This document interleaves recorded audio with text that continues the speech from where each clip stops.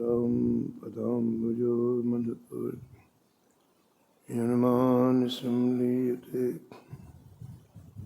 सीताराम गुणावली निसिदिवा यज्जीहया पीयते सीताराम विचित्ररूपमनिशम् यश्चक्षुषोर्भूषणम् सीताराम सुनामधामनिरतं तं सद्गुरुं संभजे नीलाम्बुजश्यामलकोमलाङ्गं सीतासमारोपितवामभागम् पाणो महासायकचारुचापं नमामि रामं रघुवंशनाथम् यत्र यत्र रघुनाथकीर्तनं तत्र तत्र कृतमस्तकाञ्जलिं बाष्पवारि परिपूर्णलोचनं मारुतिं नमत राक्षसान्तकम् वाञ्छाकल्पतरुभ्यश्च कृपासिन्धुभ्यैव च पतितानां पावनेभ्यो श्रीवैष्णवेभ्यो नमो नमः। भक्तभक्तिभगवन्त गुरु चतुर्नाम बपुएकं इनके पद वंदन किए नासत विघ्न अनेक। हरजू आय विराजिए कथा सुनहु इतिहास तुम श्रोता या माल के तुम पद रज मम आस।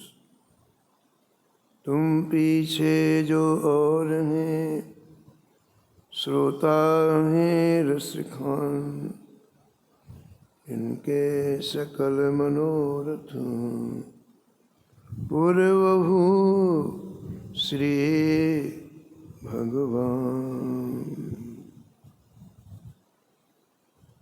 राधे राधे गोविंद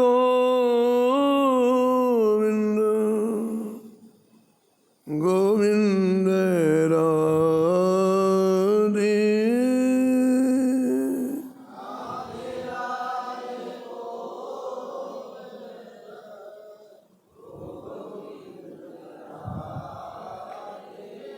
राधे राधे गोविंद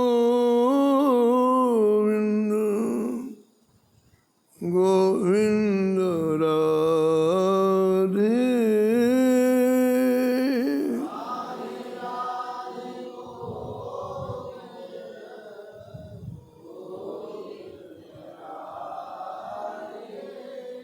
राधे राधे गोविंद गोविंद राधे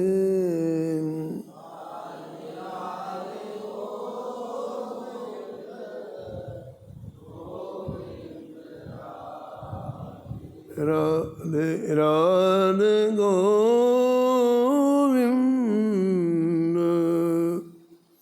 गोविंद राधे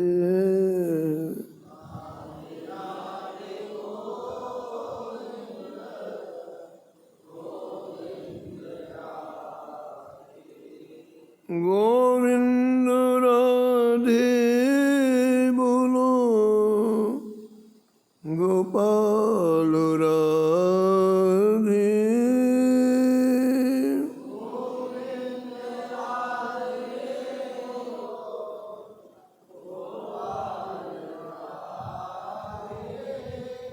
गोविंद राधे बोलो गोपाल राधे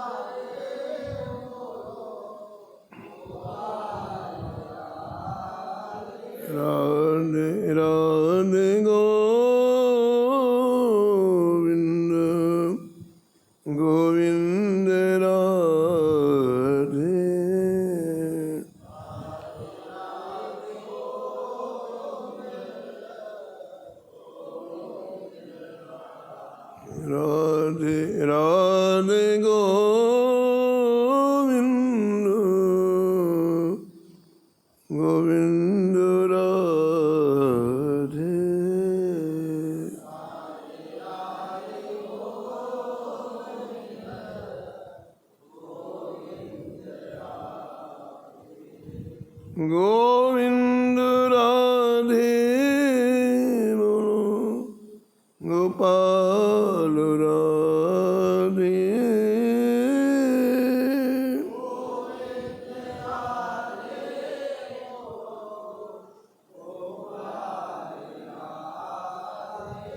राधे राधे गोविंद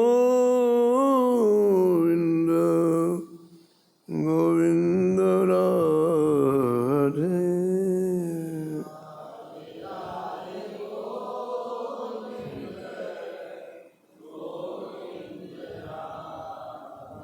राधे राधे गोविंद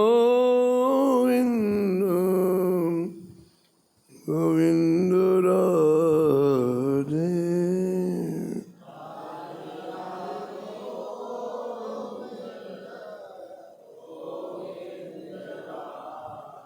राधे राधे गोविंद गोविंद राधे।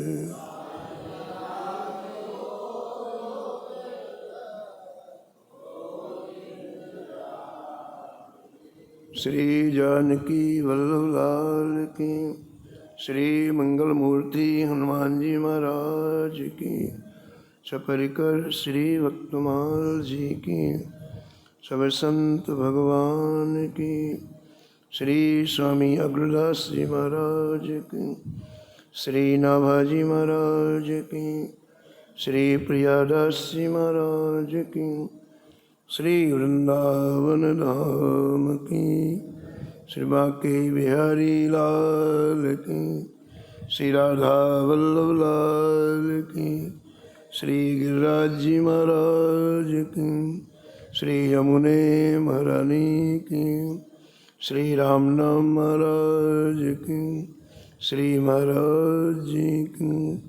जय जय श्री राधे।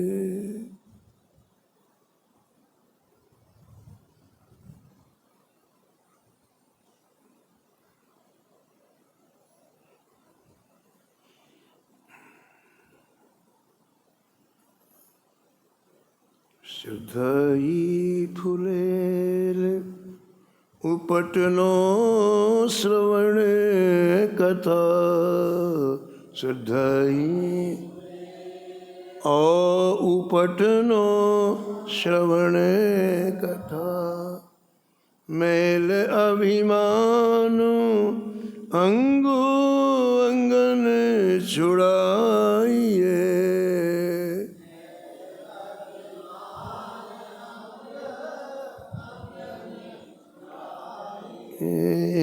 मनन सुनीर अनवाए अंगुछाए दया, मनन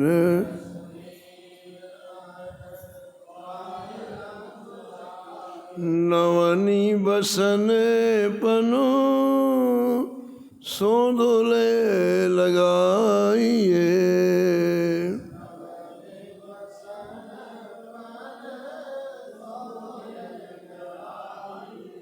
आभूषण नाम हरि साधु सेवा कर्ण फूल,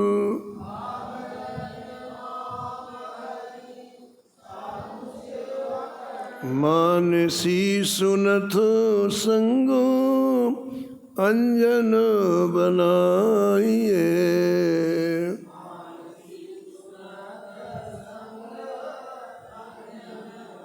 भक्ति महारानी को सिंगार चार बीरी चार,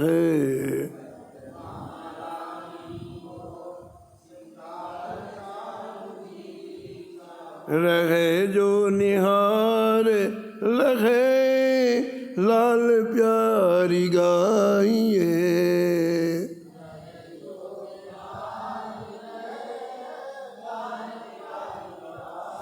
लाल प्यारी गाइए, लाल प्यारी। प्रातः स्मरणीय परम वंदनीय श्री भक्तमाल के रचयिता श्री नाभा गोस्वामी जी परम पावन ग्रंथ श्री भक्तमाल में भक्तों के दिव्य चरित्रों का वर्णन किया है। श्री भक्तमाल के टीकाकार श्री प्रियादास जी महाराज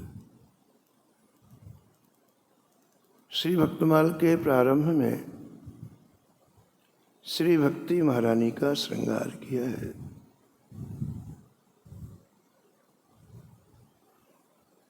भक्ति महारानी का श्रृंगार किन उपकरणों के द्वारा करा जाना चाहिए ये आप श्रवण कर रहे हैं। कान का आभूषण कर्णफूल है और प्रियादास जी कहते हैं कि ये दो होते हैं, एक बाएं कान में पहना जाता है, एक दाहिने कान में। श्री हरि सेवा और श्री साधु सेवा यही दो कर्णफूल हैं। हरि सेवा कैसी करनी चाहिए? आपने परम भागवत श्री हरिपाल जी का चरित्र श्रवण किया, श्री जयमल जी का चरित्र श्रवण किया। और साधु सेवा कैसी करनी चाहिए? आपने परम भागवत श्री हरिपाल जी का चरित्र श्रवण किया। एक एक भक्त के चरित्र के साथ वो बात आत्मसात हो जाए, इसलिए परम पूज्य श्री महाराज जी महाराज वर्णन करते थे। अब अगला श्रृंगार है मानसी सुनत। मानसी सुनत, मानसी का तात्पर्य है मानसी सेवा। श्री ठाकुर जी की जो मानसी सेवा की जाती है उसको सुनत, सुंदर नथ कहा है। लेकिन गुरु वल्लभाचार्य जी ने 3 सेवाओं का निरूपण किया है, तनुजा, वित्तजा और मानसी। इन तीनों सेवाओं में मानसी सेवा को श्रेष्ठ कहा है। क्रम है, पहले शरीर से सेवा करो तो शरीर की शुद्धि होती है। श्री ठाकुर जी के जहाँ विराजमान हो वहाँ सोहनी सेवा करना, बुहारी सेवा करना, वहाँ पोंछा आदि लगाना, जाला वगैरह दूर करना, शरीर में जिसमें श्रम हो।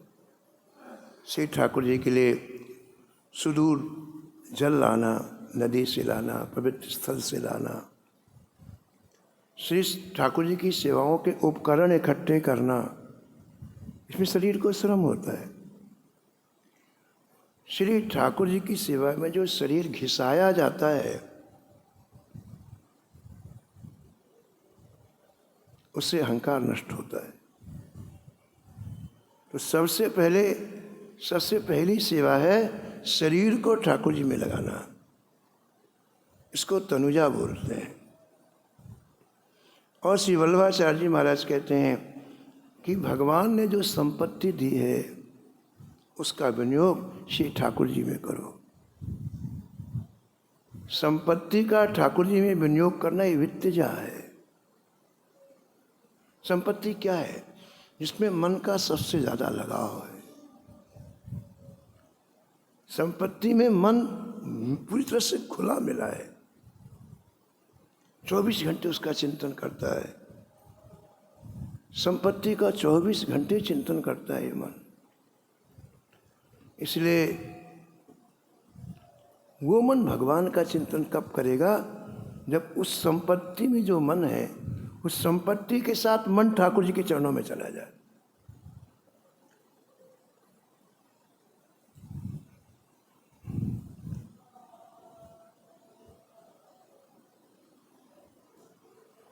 बाली ने भगवान श्री राम को अंतिम समय देखा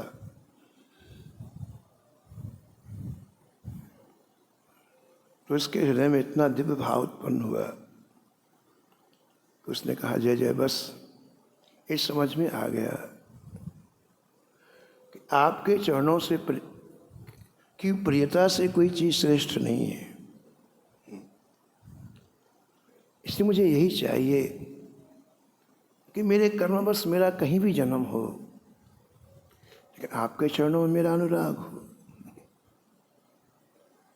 जेहि जो जन्मो कर्म बस, जेहि जो जन्मो तहाँ राम पद अनुराग, तहाँ राम पद अनुराग। और उसी समय हमारे अंगद आ गया। अब जो प्रीता ठाकुर जी में तो बेटे में चली गई। ये हालत है, देखो आप, ये मन का प्रवाह कब मुड़ जाएगा कुछ पता थोड़ी है। जो प्रीता ठाकुर जी थी में वो पुत्र में चली गई। अब घबरा वाली, अब क्या हो, दुर्गति हो जाएगी। ठाकुर जी में मन न लाके, पुत्र का मतलब संसार, ठाकुर जी के सिवा कहीं भी मन जाता है वो संसार में जाता है। प्रतिष्ठा में जाए, मान सम्मान में जाए, परिवार में जाए, घर में, इससे कोई मतलब नहीं है। ठाकुर जी के सिवा मन कहीं भी गया यानी फंसे। बस एक ही गणित है, दूसरी है ही नहीं है। तो वाली घबरा गया, वाली घबरा गया, क्या करूं? तो उसने दिमाग लगाया कि जिसमें मन जा रहा है उसी को भगवान के चरणों में सौंप दो तो मन भी चला जाएगा। तो अंगद का हाथ पकड़ा, बोले जय जय से लो, आप संभालो, मन भी चला गया। ऐसे धन में हमारा मन इतना आसक्त है, कोई कहते कोई नहीं कहते अलग बात है। हर व्यक्ति की प्रीता धन में इतनी है, इतनी, जिसकी कोई सीमा नहीं है। तो उस धन के साथ जब हम अपना मन ठाकुर जी के चरणों में देते हैं, वो वित्तजा सेवा होती है।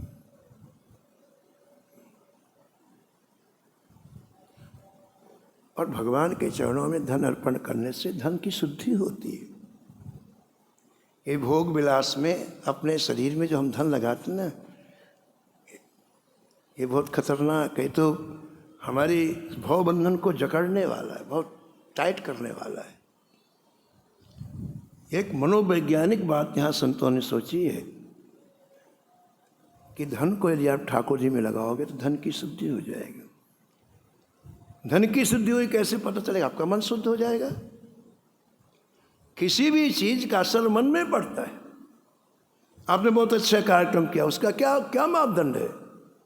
आपने बहुत अच्छा उत्सव मनाया, उसका क्या मन शुद्ध होना चाहिए? ऐसा थोड़ी होता है। आपने श्री ठाकुर जी का बहुत अच्छा उत्सव मनाया, उसका मापदंड है कि मन प्रफुल्लित हो जाए, आह्लादित हो जाए।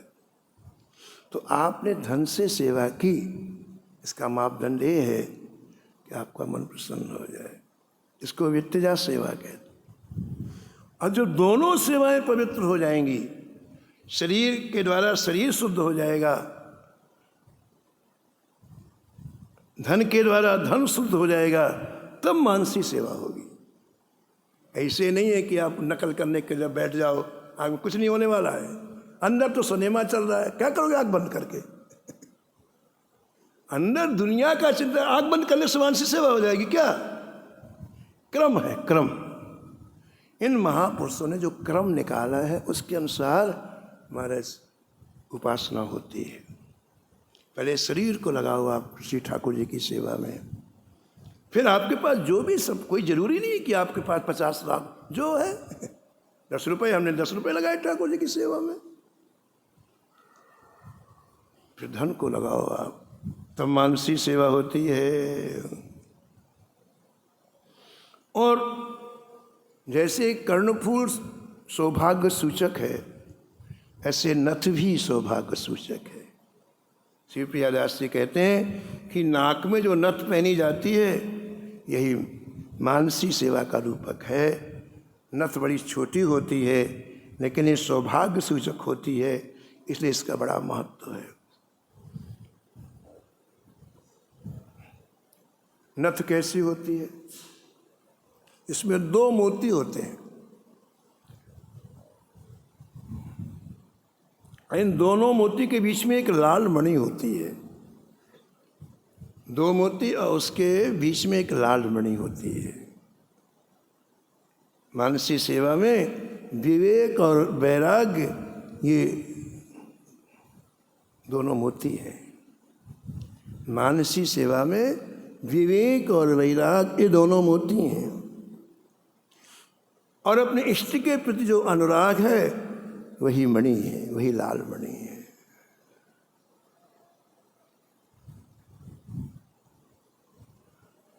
श्री भक्तमाल में श्री नामा जी के गुरु श्री अग्रदास जी महाराज प्रतिदिन मानसी सेवा करते हैं। श्री भक्तमाल में श्री कृष्ण चैतन्य महाप्रभु जी के परिकर श्री रघुनाथ दास जी नित्य प्रति मानसी सेवा करते हैं। श्री रघुनाथ दास जी ने जो मानसी सेवा की उसमें कमाल हो गया। उस सेवा को उन्होंने प्रत्यक्ष करके दिखा दिया। ये केवल कल्पना नहीं है, इसका साक्षात्कार करके दिखा दिया श्री रघुनाथ दास जी ने। श्री महाप्रभु जी के परिकर में श्री रघुनाथ दास जी एक ऐसे महापुरुष हुए जिन्होंने मात्र 22 वर्ष की आयु में गृह परिवार छोड़ दिया।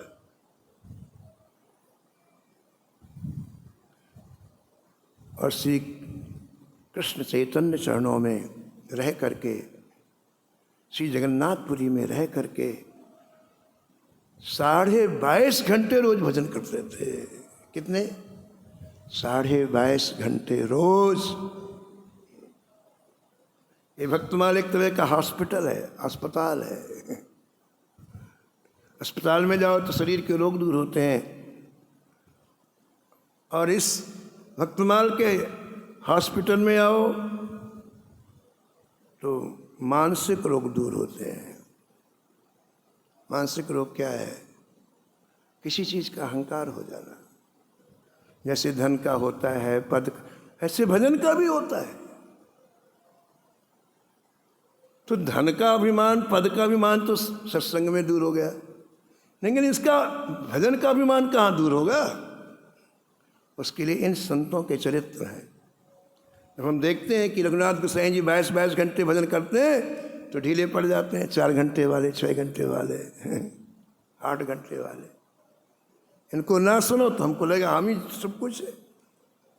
एक इलाज का ग्रंथ है, क्योंकि निरोग होना जरूरी है।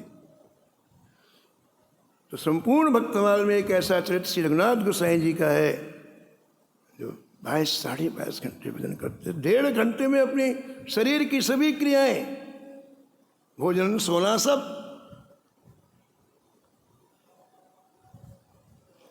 और जब श्री कृष्ण चैतन्य महाप्रभु जी का शरीर पूरा हो गया ना, तो रघुनाथ गोसाई जी की एक क्षण जीने की इच्छा नहीं थी। वे वही शरीर छोड़ना चाहते थे। आपके मन में आया, महाप्रभु जी ने वृंदावन वास करने की आज्ञा दी थी,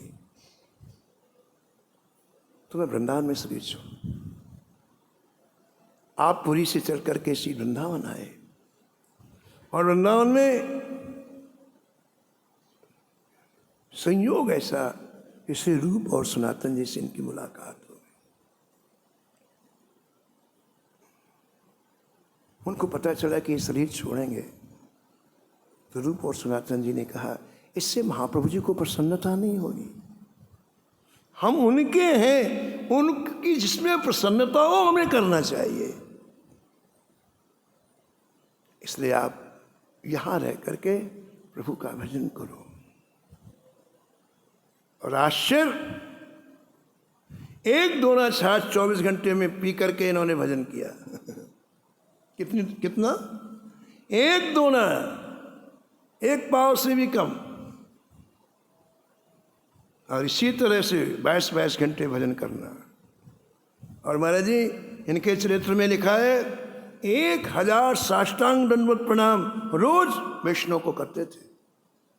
साष्टांग दंडवत 5 बार उठो तो हालत ठीक हो जाती है, 1000 बार करते। और 1000 बार श्री गिरिराज जी को साष्टांग दंडवत प्रणाम करते थे।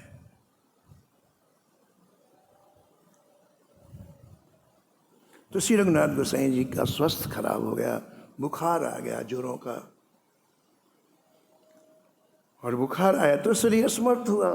असमर्थ हुआ तो कुछ ब्रजवासी लोग श्री गोसाई विट्ठलनाथ जी के पास गए। गोसाई विट्ठलनाथ जी की बड़ी प्रीता थी रघुनाथ गोसाई जी के साथ। संतों का संतों से लगाव होता है, वो लगाव भगवदीय होता है, तो बड़ी प्रीता थी। तो कुछ ब्रजवासी लोग गए, कहा बाबा की तबीयत बहुत खराब है, आँख नहीं खुल रहे हैं, ज्वर है, जोरों का बुखार है। अच्छा, गोसाई विट्ठलनाथ जी ने अपने निजी वैद्य को बुलाया। पहले डॉक्टर नहीं थे, आज से 500 वर्ष पहले डॉक्टर नहीं थे, वैद्य लोग ही चिकित्सा करते थे। और वो वैद्य ऐसे व्यापारी नहीं थे, भजन करते थे, पहुंचे हुए लोग होते थे वैद्य, किसी महापुरुष के कृपापात्र होते थे।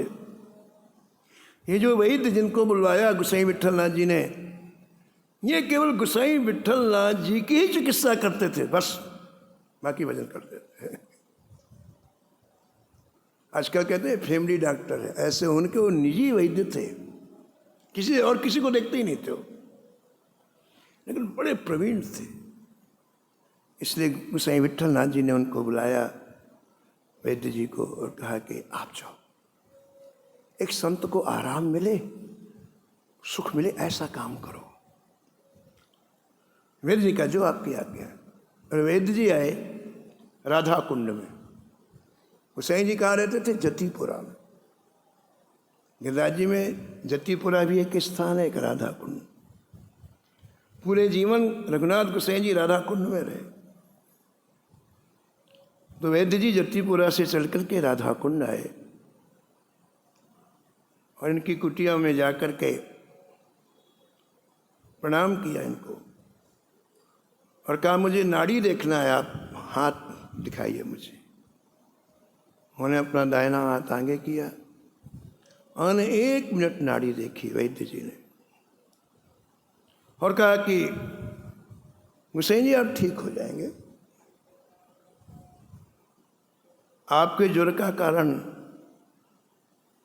ये है कि आपने दूध भात ज़्यादा खा लिया। आपने वृद्धावस्था के साथ साथ कोई भी चीज़ पचाने की क्षमता कम हो जाती है, तो कोई भी चीज़ आप यदि आवश्यक से अधिक खाएंगे तो तुरंत असर करती है। तो वैद्य जी ने कहा कि आज आपने दूध भात ज़्यादा खा लिया है, वो पच नहीं पाया, वो डाइजेस्ट नहीं हो पाया, उसका असर शरीर में आया, आपको बुखार आ गया, आपको ज्वर आ गया। तो मैं ऐसी औषधि देता हूँ कि आप उससे तुरंत लाभ हो जाएगा। तो जो ब्रजवासी लोग बुलाने के लिए गए थे ना गोसाई विट्ठलनाथ जी के पास, तो वहीं खड़े थे, 8-10 लोग खड़े थे।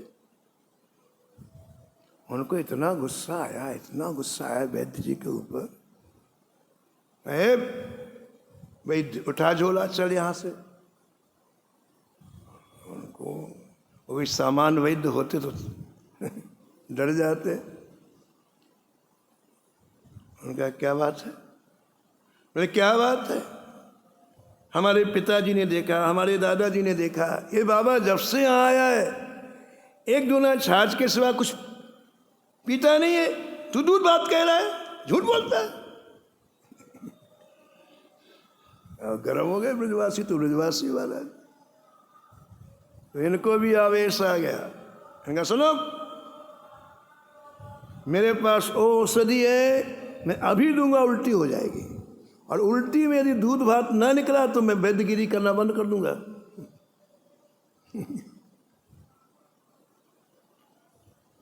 अब घबरा गए हो कि हमने तो कभी नहीं देखा बाबा को दूध भात खाते हुए। और वैद्य कहता है मैं उल्टी की औषधि दूंगा, अभी दूध भात निकलेगा। और दोनों की बात सुन रहे थे रघुनाथ गोसाई जी। तो रघुनाथ गोसाई जी ने वैद्य जी का हाथ पकड़ के अपनी तरफ खींचा और कान में कहा कि वैद्य जी, जहां के हम हैं वहीं के आप हैं। हम ब्रजवासी बड़े परेशान हैं, इन दोनों ने क्या कान में बात कर ली, हमको अलग कर दिया। हम बाबा का पक्ष ले रहे हैं, हमें तो अलग कर दिया। ये कान में क्या बतला, बोले बाबा क्या बतलाए तुम, बताओ हमको।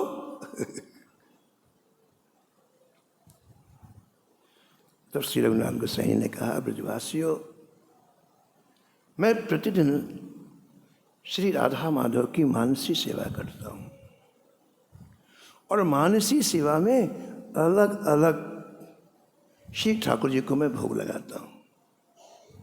श्री ठाकुर जी की रुचि के अनुसार मैं भोग लगाता हूँ। आज मैंने ठाकुर जी की रुचि देखी कि श्री ठाकुर जी को दूध भात पाने की बड़ी इच्छा है, तो मैंने मन से दूध को अच्छा औटाया, अधौटा बनाया, और इसके बाद उसमें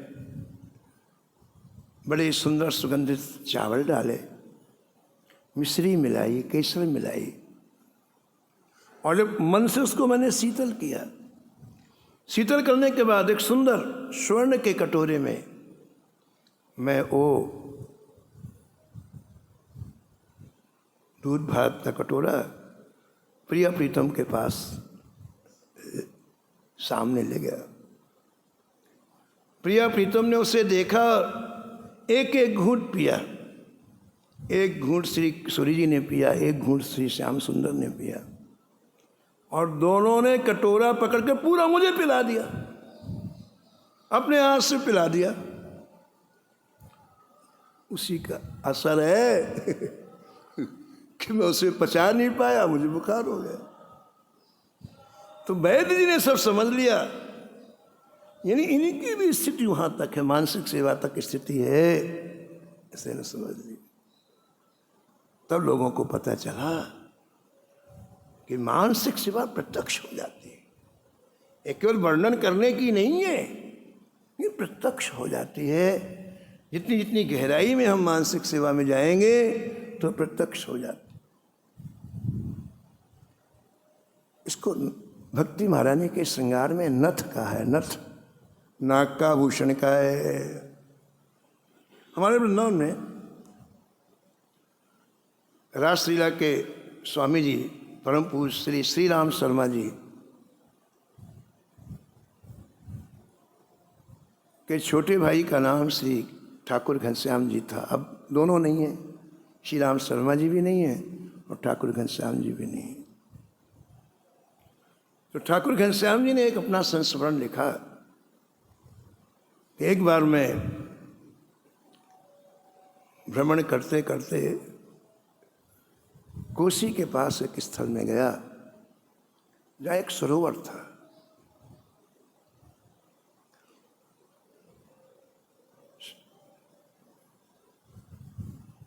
वहाँ मुझे पता चला कि सरोवर के समीप में एक संत की कुटिया है और संत भजन करते हैं। मेरी इच्छा मैं दर्शन कराऊं, तो मैं जैसे उस कुटिया के पास पहुंचा, छोटी सी कुटिया, अकेले संत और भजन कर रहे थे। मान लो 6 बाई 6 की, कोई बड़ी कुटिया भी नहीं, कोई सामान का संग्रह भी नहीं। तो इतनी सुगंधी आई उनकी कुटिया से कि बार मैं चौंक गया। कुटिया में इतनी सुगंधी, मैं चौंक गया, मैं पीछे हो गया। और लौकिक संसार के किसी भी पदार्थ की सुगंध नहीं थी, एक अद्भुत सुगंध थी, अद्वितीय सुगंध थी, अलौकिक सुगंध थी। मैं थोड़ी देर खड़ा रहा, फिर हिम्मत करके कुटिया के अंदर गया, महात्मा जी को प्रणाम किया मैंने, और बड़ी विनम्रता से पूछा, महाराज इस कुटिया में तो कुछ भी ऐसा नहीं रखा जिसकी सुगंध है, ये अद्भुत सुगंध कहाँ से आ रही है, ये अलौकिक सुगंध कहाँ से आ रही है?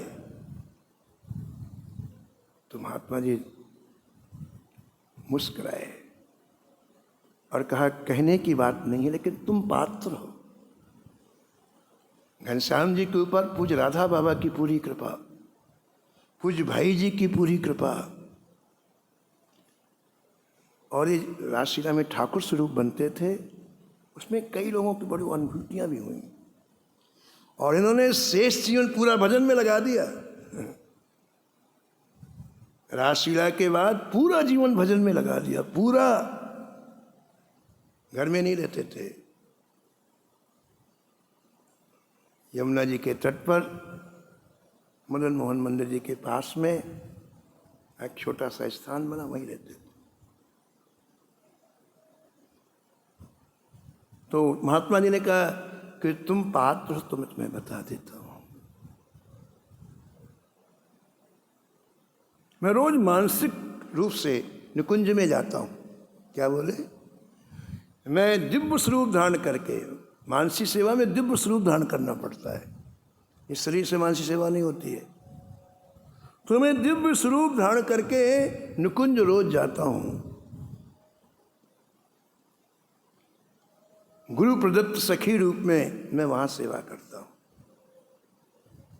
महात्मा ने कहा कि आज जब मैं गया तो ललिता जी ने हम सखियों को अलग अलग सेवा प्रदान की कि श्री ठाकुर जी अभी निकुंज से निकलेंगे तो तुम्हारी ये सेवा रहेगी, तुम्हारी ये सेवा रहेगी, तुम्हारी ये सेवा रहेगी।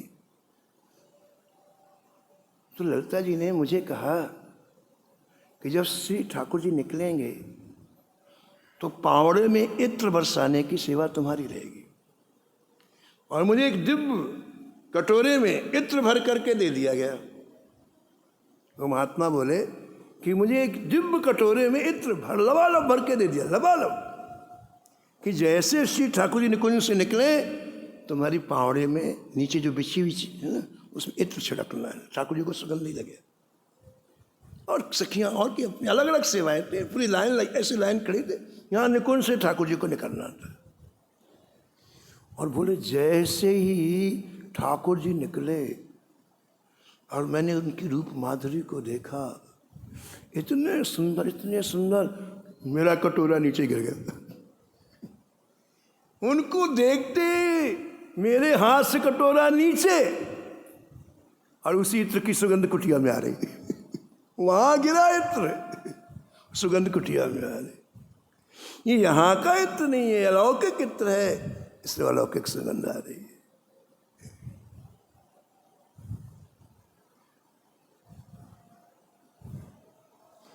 तो मानसी सेवा को भक्ति महारानी का नथ कहा जाता है। और आगे लिखते हैं संग अंजन बनाइए। अब आँख का अंजन भी लगाना है भक्ति महारानी को। आँख का अंजन क्या है? सत्संग। श्री प्रियादास जी महाराज कहते हैं कि सत्संग आँख का अंजन है। अंजन लगाने के दो फायदे हैं। पहले के ज़माने में बड़े, आज के नहीं, अंजन आज के नहीं, ये तो नकली है।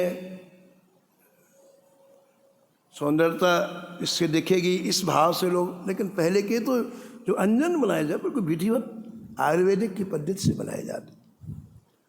तो वो काजल लगाने से, अंजन लगाने से दो चीज़ें का लाभ होता था।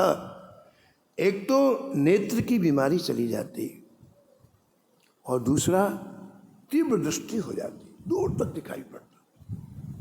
एक तो नेत्र की बीमारी चली जाती, दूसरा शुद्ध दृष्टि प्राप्त होती। अंजन लगाने से नेत्र तो सुंदर लगते, लेकिन ये दो अंदर की चीजें होती।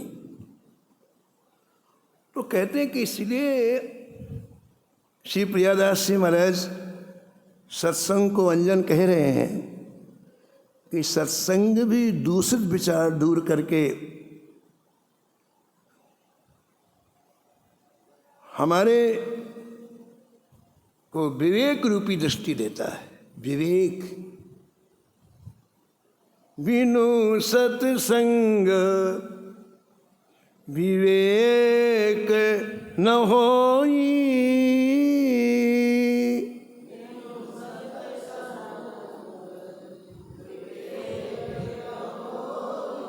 बिनु सत्संग विवेक न होई।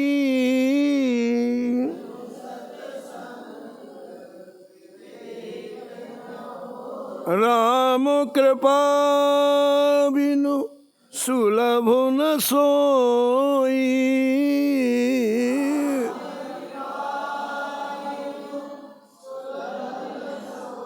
राम कृपा बिनु सुलभ न सोई।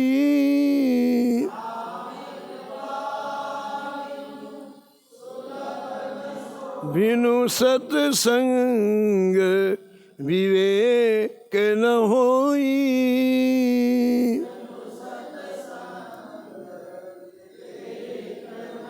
विवेक न होई। विवेक न हो। विवेक क्या है? सत असत के ज्ञान को विवेक कहते हैं। इस सृष्टि में ब्रह्मा ने दोनों चीज बनाई है, अच्छी चीज भी बनाई है और बुरी चीज भी बनाई है। और आपके पास विवेक होगा ना तो आप उसमें से अच्छी चीज ले लेंगे, और विवेक नहीं होगा तो सड़क का कचरा उठा के घर में रखेंगे। हमारे यहाँ राम नाम उत्सव होता तो बहुत लोग बाहर से आते थे, 9 दिन का, अभी भी आते हैं। तो हमारे मोहल्ले में एक माता जी थी, वो कथा में 1 मिनट नहीं बैठती, सत्संग में नहीं बैठती। वो जहाँ लोगों के जूते चप्पल उतारे जाते वहाँ बैठती, और क्या करती, जैसे लोग कथा में आए बोरी में सबकी जूते चप्पल भरे, 9 तो 11। अब 3 घंटे के बाद लोग नीचे आए, किसी के जूते गुम गए, किसी के चप्पल गुम गए। हम बड़े परेशान। गर्मियों में अक्सर राम नाम उत्सव होता है, पुरुषोत्तम महीने में, बड़े परेशान हुए। और कुछ लोगों की चप्पल बड़ी महंगी। अब 2 दिन तो कोई नहीं बोला, लेकिन तीसरे दिन बोले सब कि महाराज यहाँ तो बड़ी परेशानी है।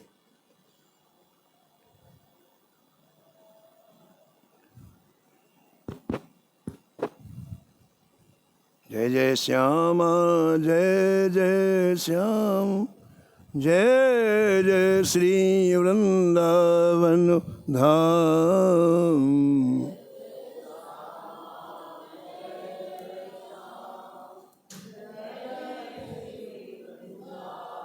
जय जय श्याम जय जय श्याम, जय जय श्री वृंदावन धाम।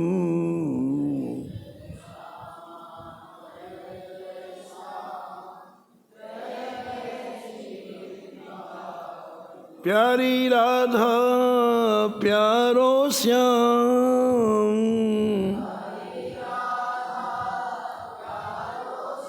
प्यारो श्री वृंदावन धाम। जय जय श्याम जय जय श्याम, जय जय श्री वृंदावन धाम।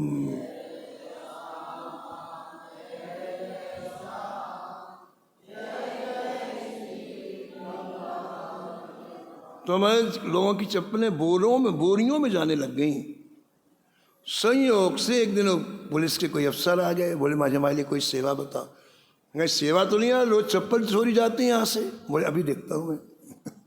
और उनका दिमाग बड़ा तेज होता, पता लगा लिया कि ये अमुक घर में रहने वाली ये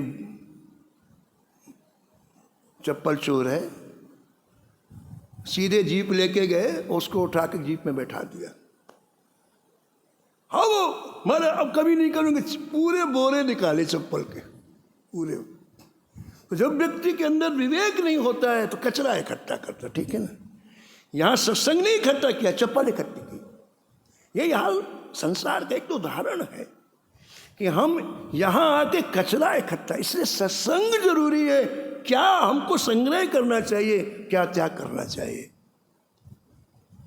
इसी का नाम। और ये केवल इस सत्संग में विवेक उत्पन्न होता है। मार्केट में कोई दुकान नहीं बनी है। तो सत्संग से विवेक रूपी दृष्टि प्राप्त होती है और धीरे धीरे दिव्य दृष्टि प्राप्त हो जाती है। हमारे वृंदावन में एक बहुत बड़े संत थे, बाबा चंद्रशेखर जी, सब जानते हैं। इतना उन्होंने भजन किया, गौड़ीय संप्रदाय के, अद्भुत महाराज। अंतिम समय हम उनका दर्शन करने के लिए गए, आंख बंद थी। उनके एक शिष्य ने कहा कि महाराज जी अमुक व्यक्ति आए हैं आपका दर्शन करने के लिए, नाम लिया मेरा। तो धीरे से आंख खोली और ऐसी अवस्था में 2 लाइन पढ़ के मुझे बताया, 2 लाइन पढ़ के यानी सुनाया। आंख खोल कहा, राम नाम मनदीप धर, जीह देहली द्वार, तुलसी भीतर बाहरो, जो चाहस तुझार। बस चुप। तो वो कहते थे, पूज्य चंद्रशेखर बाबा कहते सत्संग एक ऐसी सुरक्षा की दीवार है। जैसे अपन मकान की बाउंड्री बना देते हैं, फिर वहाँ सुरक्षा कर्मी रख देते हैं, बोले हमारे जीवन की सत्संग एक ऐसी दीवार है कि कोई गलत चीज आएगी ये फायर कर देगा। जैसे रक्षक होते हैं ना, चौकीदार होते हैं या जिन्हें हम रखते हैं, उनके हाथ में बंदूक, कोई गलत व्यक्ति आएगा मार देते हैं। ऐसे हमारे जीवन की सत्संग एक ऐसी सुरक्षा दीवार है, मन में कोई विचार आते हो फायर कर देता है। तो सत्संग से दिव्य दृष्टि प्राप्त होती है, सत असत का ज्ञान होता है, सत्संग से बुद्धि की जड़ता समाप्त होती है, सत्संग से माने वाणी सत्य से परिपूर्ण हो जाती है। आज जब सुनेंगे रोज कि झूठ बोलने से कितना नुकसान, तो फिर झूठ बोलना आप छोड़ देंगे। अभी ये हालत है, व्यक्ति 90% झूठ नहीं बोलता, 100% बोलता है। एक भी घर में चले जाओ, झूठ के सिवा कुछ ही नहीं है। उससे कहो भाई ऐसा, बोले माँ जी अगर झूठ नहीं बोलेंगे तो हमारा काम नहीं चलता। अरे हद हो गई, तो झूठ देवता को बैठा दो, भगवान को हटा दो। श्री रामदास जी, श्री राम सुखदास जी से किसी ने कहा कि महाराज जी अगर हम झूठ ना बोले तो हमारा धंधा नहीं चलेगा। तो राम सुखदास जी ने कहा बहुत अच्छी बात है, आप सब भगवान को, ठाकुर को बहा दो गंगा जी में और झूठ देवता की तस्वीर रखो, उनकी आरती उतारो, आपके बिना हमारा काम नहीं चलता है। हद हो गई। ऐसे भ्रम पड़ गए लोगों के दिमाग में, पूछो मत।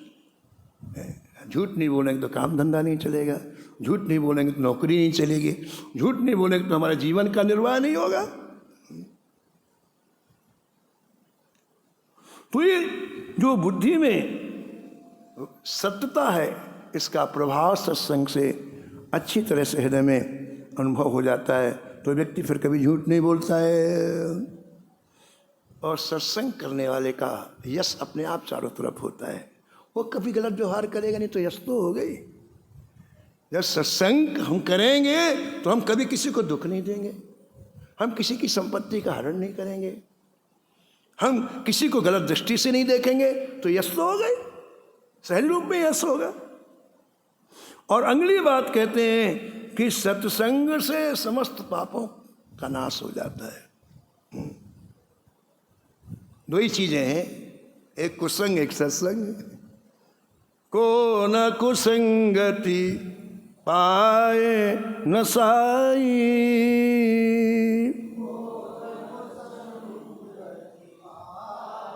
रहे न नीच मते चतुराई,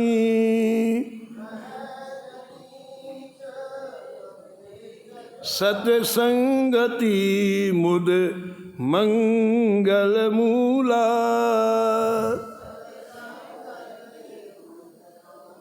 सोई फल सब साधन फूला, सोई फल सब साधन फूला। पाप नष्ट होते, और पाप नष्ट होते ही अगली बात कहते हैं कि चित्त को सत्संग चित्त को प्रसन्न कर देता है।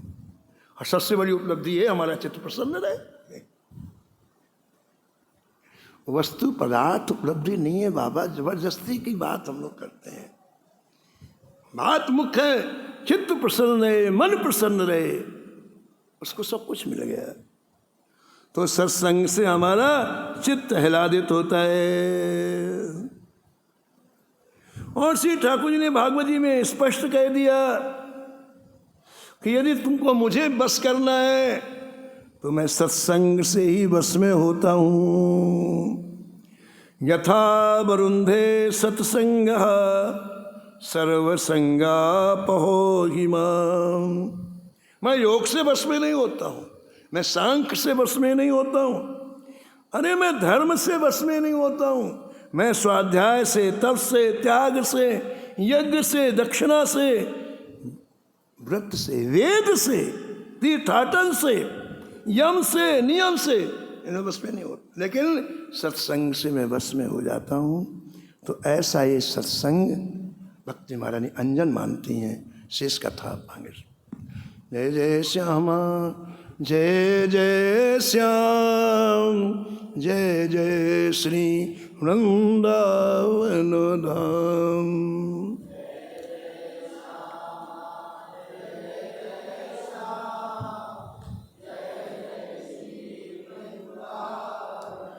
नमो नमो श्री भक्त सुमाल।